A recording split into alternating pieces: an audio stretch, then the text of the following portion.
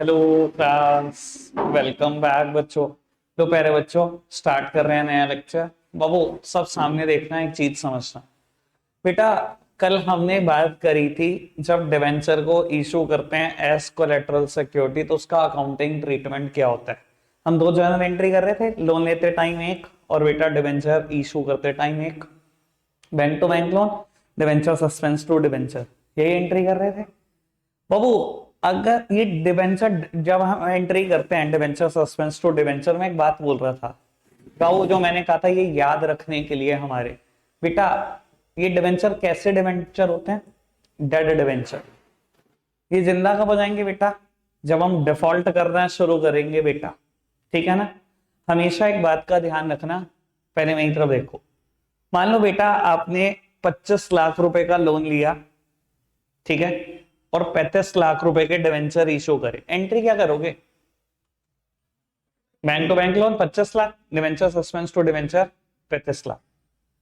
बाबू bank आपको कब तक नहीं छेड़ेगा, आप ये भी समझ लो बेटा। बैंक को पता है कि 35 लाख रुपए के डिवेंचर आपने दिए हुए, जब तक बेटा डिफॉल्ट अमाउंट बढ़ बढ़कर 35 लाख ना हो जाए, बैंक छेड़ता ही नहीं आपको।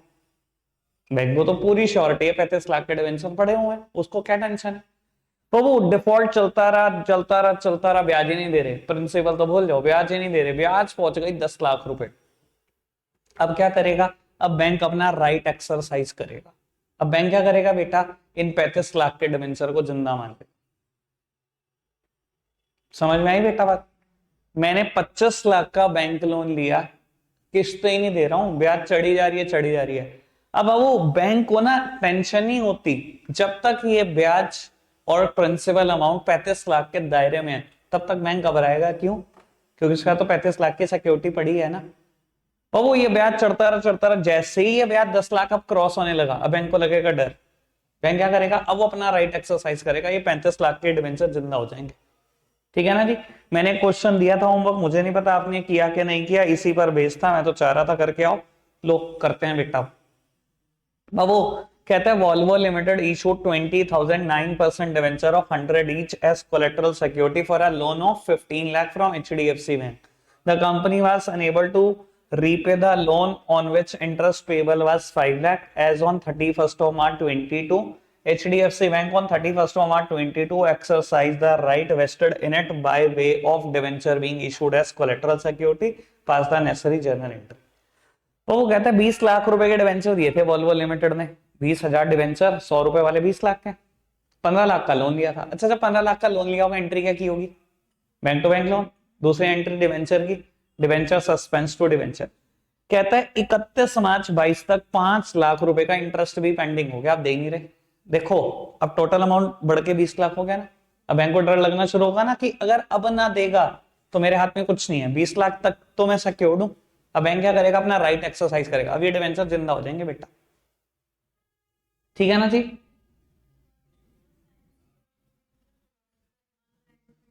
बाबू बैंक को क्या है? बैंक को डबल बेनिफिट उठाना है।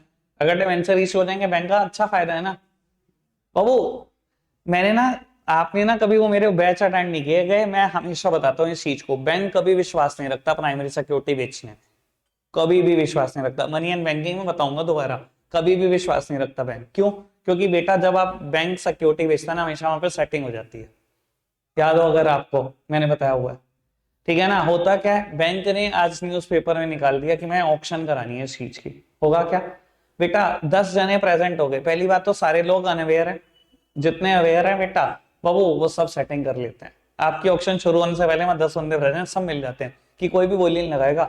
जब बोली शुरू होगी बस वहीं खरीदेंगे प्रॉपर्टी, या 2-3 हजार रुपए ऊपर में खरीदेंगे बस, इससे ज्यादा कोई बोली नहीं लगाएगा। जितना प्रॉफिट होगा सब बाहर बांट लेंगे।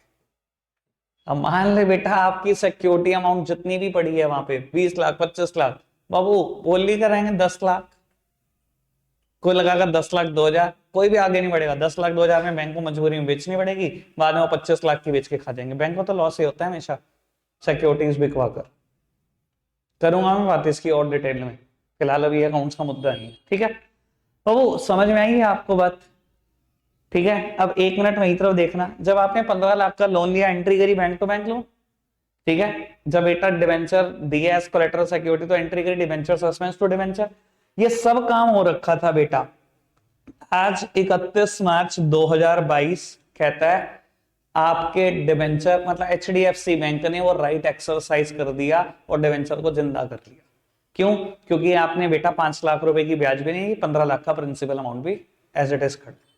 सर आपने जो सेकंड एंट्री करी होगी डिवेंचर सस्पेंस टू डिवेंचर, बेटा उसकी बिल्कुल रिवर्सल एंट्री मार दो, यानी कि 9% debenture account debit to debenture suspense. मैं भी एंट्री का लॉजिक बताऊंगा, भी घबराना नहीं बेटा। बाबू कितने रुपए के डिवेंचर इशू किए हुए थे आपने? डेट डिवेंचर्स 20 लाख रुपए के, जो एंट्री आपने करी होगी 20 लाख से करी होगी डिवेंचर सस्पेंस टू डिवेंचर। आज मैंने बिल्कुल उसके अपोजिट एंट्री मार दी। क्यों मारी बेटा? कैंसिल कर दिया बुक से कि अभी डिवेंचर डेड नहीं रहे, ठीक है ना। दूसरी एंट्री क्या की? डिवेंचर सस्पेंस टू डिवेंचर ना, बिल्कुल उसके अपोजिट एंट्री मारी कि वे डिवेंचर डेड नहीं रहे, ठीक है जी। और 31 मार्च 22 को जैसे ही एचडीएफसी बैंक ने अपना राइट एक्सरसाइज किया तो क्या हुआ सर? 9% डिवेंचर जिंदा हो गए, और डिवेंचर जब भी इशू होते हैं हमेशा क्रेडिट होते हैं बेटा। डिवेंचर इशू हो गए 20 लाख, लेकिन इसके बदले में क्या हुआ? लोन या बैंक लोन डेबिट 15 लाख रुपए, आउटस्टैंडिंग इंटरेस्ट डेबिट 5 लाख रुपए। बेटा ये आपकी लाइबिलिटी खत्म हो गई। इस जर्नल एंट्री का मतलब समझ लो, 20 लाख रुपए के डिवेंचर एचडीएफसी बैंक के पास पहुंच गए, जिंदा डिवेंचर, इसका 9% ब्याज भी देना पड़ेगा एचडीएफसी बैंक को आपको। इसके बदले में आपकी दो लाइबिलिटी खत्म हो गई, 15 लाख का बैंक लोन खत्म हो गया आपके ऊपर से, 5 लाख रुपए का आउटस्टैंडिंग इंटरेस्ट भी खत्म हो गया, यानी कि सिर्फ एक लाइबिलिटी बची है, आप डिवेंचर्स, और उसका ब्याज देते रहो टाइम टू टाइम। समझ में आई बेटा बात? अगर आप पैसे नहीं देते लोन के तो क्या होता है? डिवेंचर का ब्याज देना पड़ता है, लोन का ब्याज भी उतर गया, लोन भी उतर गई। 20 लाख तक ही इंतजार कर सकता है कोई बैंक, क्योंकि 20 लाख की सिक्योरिटी बड़ी थी। कोई दिक्कत कोई परेशानी तो नहीं? क्लियर है बेटा बात? बाबू सेकंड लास्ट टॉपिक स्टार्ट कर रहे हैं, कल ये चैप्टर ऑलमोस्ट खत्म हो जाएगा बेटा। बाबू अभी आपको कुछ लिखना नहीं है, सब सामने देखना है। Issue of debenture, issue of debentures with the condition of redemption।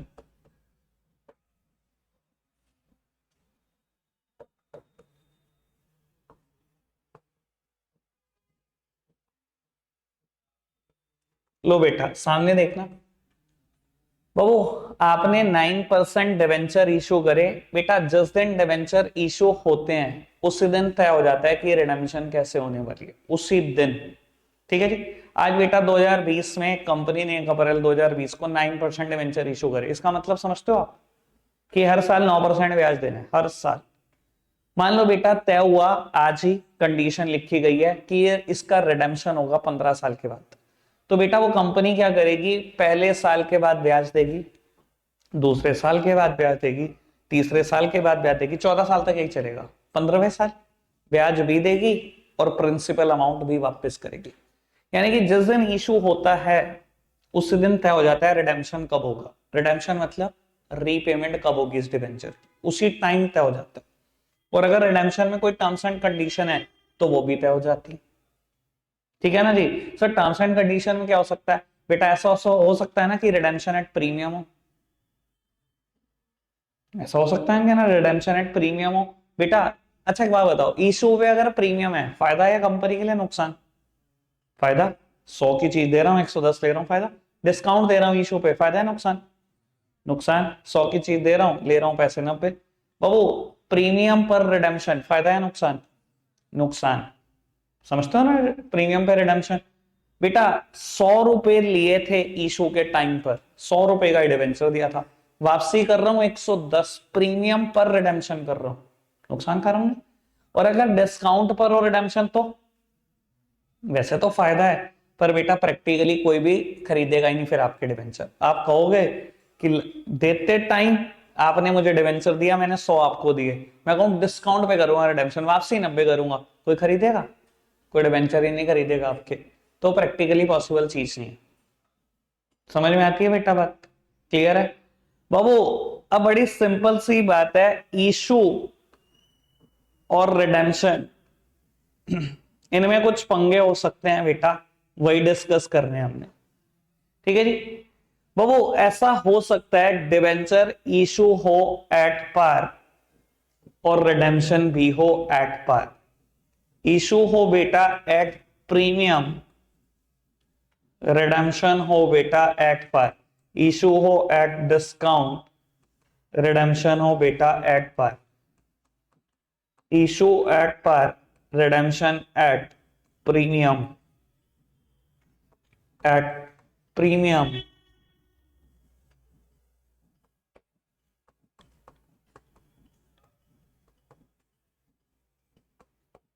लो बोलते बाबू, टोटल 6 केसेस हो सकते हैं ये डिबेंचर के, ठीक है ना, कि डिबेंचर इशू हो एट पार पे, रिडेम्पशन हो एट पार पे, प्रीमियम पर इशू हो, रिडेम्पशन हो पार पे, डिस्काउंट पे इशू हो और रिडेम्पशन हो बेटा पार पे। ऐसे ही बेटा तीनों केसेस में रिडेम्पशन हो प्रीमियम पे। रिडेम्पशन डिस्काउंट पे नहीं हो सकता, ये मैंने बता दिया। क्यों नहीं हो सकता बाबू? ये तो बिल्कुल प्रैक्टिकली पॉसिबल नहीं है ना, कि आज आपने लोगों से 100 रुपए ले लिए, 100 रुपए का डिबेंचर दे दिया, आपने कहा जी वापस करूंगा डिस्काउंट पे 90 रुपए दूंगा वापस। सर कोई नहीं खरीदेगा, कोई भी नहीं खरीदेगा आपके डिबेंचर। तो बेटा रिडेम्पशन कभी डिस्काउंट पे नहीं हो सकती। ठीक है जी। अब बेटा इन 6 केस की जर्नल एंट्री समझनी है, ठीक है ना जी। लेकिन जर्नल एंट्री समझने के लिए बेटा एक अमाउंट एज्यूम करना पड़ेगा, तभी समझ में आएगा। बेटा मैंने मान लिया डिबेंचर अगर एट पार पे है तो पार वैल्यू 100 है, ठीक है। प्रीमियम जो इशू के टाइम पर है वो 5 रुपए का है, डिस्काउंट जो इशू के टाइम पर है वो 2 रुपए की है, और प्रीमियम जो रिडेम्पशन के टाइम पर है वो 10 रुपए का है। ठीक है जी, जितनी भी अमाउंट मानी थी मैंने सारी मान ली। ठीक है जी बाबू, शुरू के 3 केस में कोई भी पंगा नहीं है, मिनटों के केस हैं। Case number 1, issued at par, redemption at par. बाबू इशू करने की एंट्री आपको सबको पता है, डिवेंचर लमसम में इशू होते हैं, एंट्री क्या होती है? Bank account debit to debenture application allotment account. 100 रुपए में शेयर बेचा, ठीक है, और रिडेम्पशन करोगे तो 100 रुपए में करोगे। भैया रिडेम्पशन जब तक पार पे होगी, रिडेम्पशन का कोई इफेक्ट आएगा ही नहीं, आपको समझ में नहीं आएगा कि नया क्या हो रहा है, नया कुछ भी नहीं होगा। कोई दिक्कत कोई परेशानी तो नहीं? ठीक है जी बाबू, issued at premium, redemption at par. बाबू इशू करा प्रीमियम पर, बेटा चाहे चाहो छोटी सी टेबल जो आप बनाते थे, छोटी सी टेबल बना लो। वैसे तो इतनी छोटी बात में टेबल की भी शायद कोई जरूरत नहीं है आपको। बेटा इशू पर सिक्योरिटी प्रीमियम है, प्रीमियम की अमाउंट मैंने 5 रुपए मानी थी, 105 रुपए आ गए। ठीक है, दूसरी एंट्री में आप बता दो कि 105 रुपए कैसे कैसे है। Debenture application allotment account debit to debenture to security premium.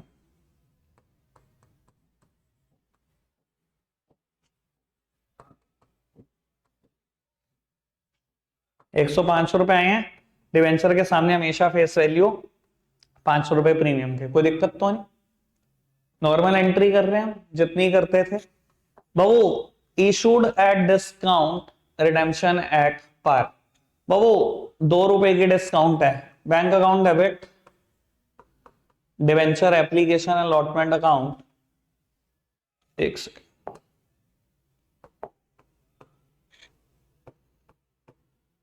₹98 आ गए। ठीक है जी, पहली एंट्री में तो बताना ही नहीं होता पैसे किस चीज का आया। ठीक है जी, सिक्योरिटी प्रीमियम भी आ गया तो वो भी रिसीव कर लिया, डिस्काउंट दी तो वो भी आ गई। ठीक है जी, दूसरी एंट्री इसमें बताना पड़ेगा क्या हुआ। Debenture application and allotment account debit, discount on issue of debenture account debit.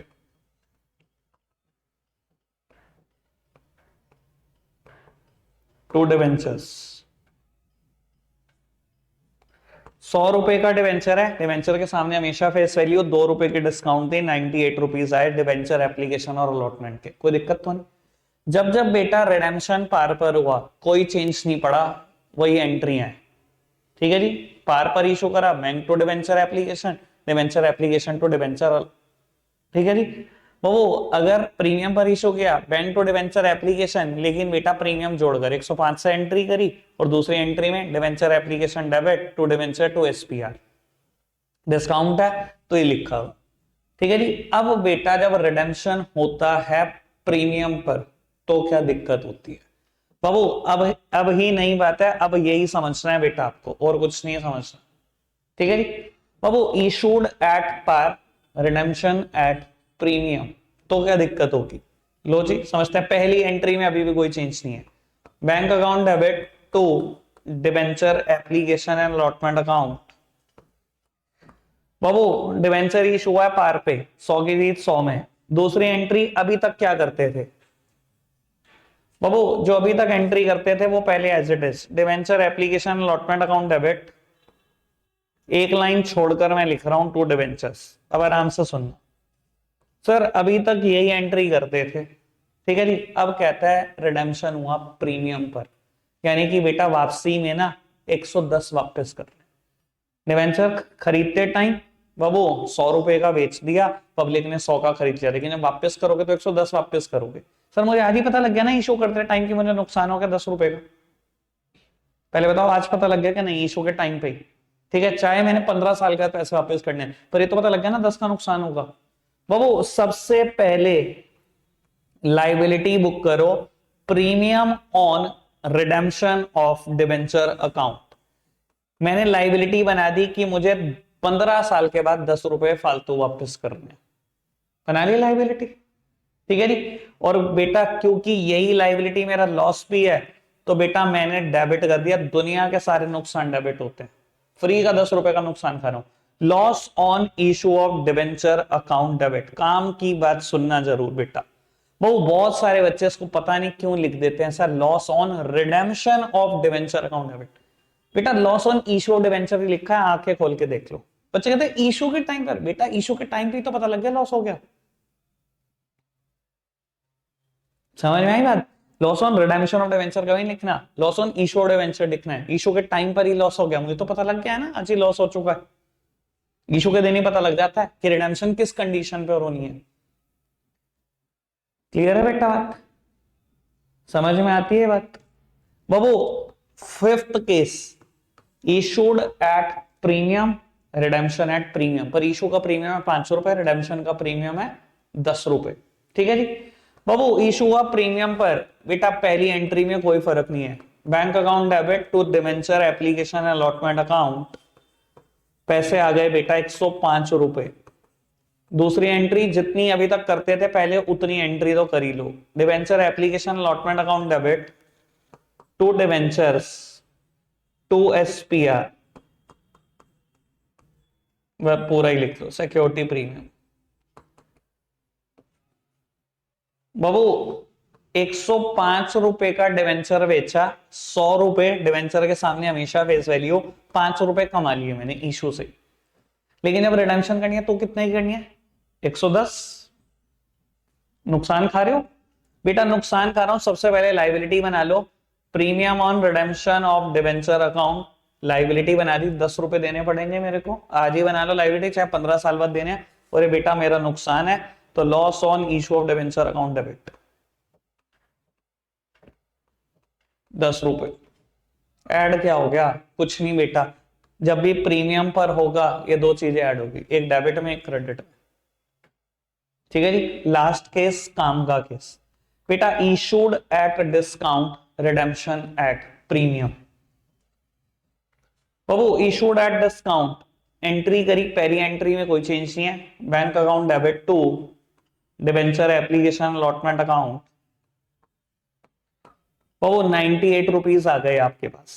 दूसरी एंट्री जितनी अभी तक करते थे पहले उतनी तो कर ही लो। Debenture application allotment account debit 98 rupees मांगे। Discount on issue of debenture account debit, discount on issue of debenture account debit 2 रुपए का डिस्काउंट टू डिबेंचर, डिबेंचर के सामने फेस वैल्यू हमेशा 100 रुपए। भैया इतनी एंट्री तो पहले भी करते थे, ठीक है ना जी। जब भी डिस्काउंट पर डिबेंचर इशू होता है इतनी एंट्री तो हमेशा करते हैं। ठीक है जी। अब आओ प्रीमियम भी है रिडेम्पशन पर, तो प्रीमियम को बेटा अकाउंटिंग में इन्वॉल्व कर दो। बाबू करो प्रीमियम को इन्वॉल्व।